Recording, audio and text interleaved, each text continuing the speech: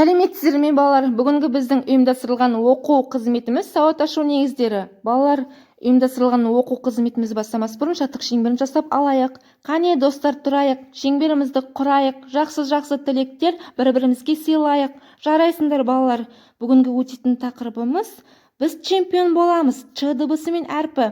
Ұйымдастырылған оқу қызметіміздің мақсаты тілдің дыбыстарын естіп қабылдау, оларды сөздер ішінен бөлу және сөзсіз жеке айту. Балалар, біз сіздермен өткен ұйымдастырылған оқу қызметінде қандай әріппен таныс болдық? Қане есімізге түсірейікші? Жарайсыңдар балалар. Өткен ұйымдастырылған оқу қызметінде біз Ц әрпімен таныстық. Балалар, бүгін ұйымдастырылған оқу қызметінде Ч әрпін өтетін боламыз. Бұл Ч әрпінің баспа түрі.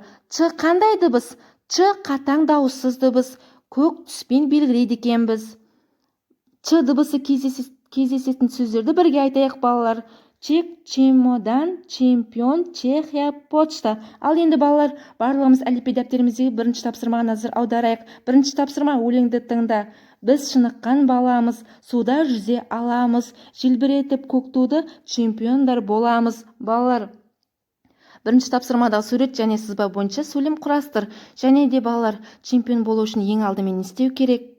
Сен қандай спорт түрін ұнатасың? Міне осы сұрақтарға жауап береміз. Балалар, чемпион сөзіне дыбыстық талдау жасаймыз. Екінші тапсырма: сөздерді буынға бөліп айт. Чемодан, почта, чек. Үшінші тапсырма: Ч әрпімен таныс бол. Алыңыздар бектанып, чымын деді мақтанып. Ал енді балалар, барлығымыз көңіл күйлерімізді көтеріп алайық.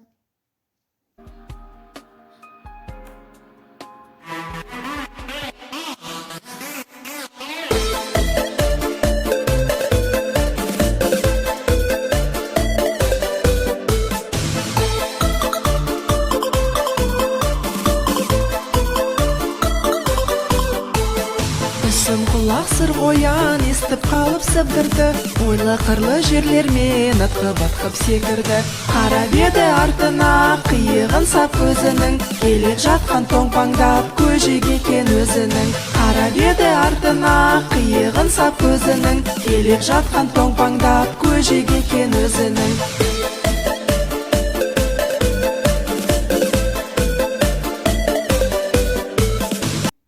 Жарайсыңдар балалар. Төртінші тапсырма: Ч әрпін ермек саздан жаса. Бесінші тапсырма: Ч әрпі бар сөздердің суретін салайық. Ал енді балалар, дәптермен жұмыстанайық. Балалар, Ч әрпінің жазба түрімен таныс болайық.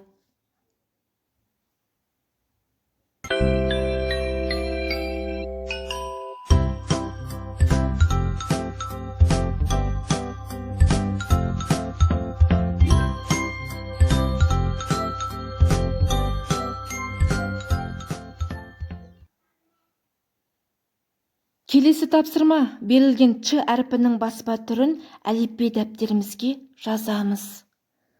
Балалар, бүгінгі ұйымдастырылған оқу қызметіміз осымен аяқталды. Сіздерден міндетті түрде жауап күтемін. Жарайсыңдар балалар. Келесі кездескенше сау болыңыздар.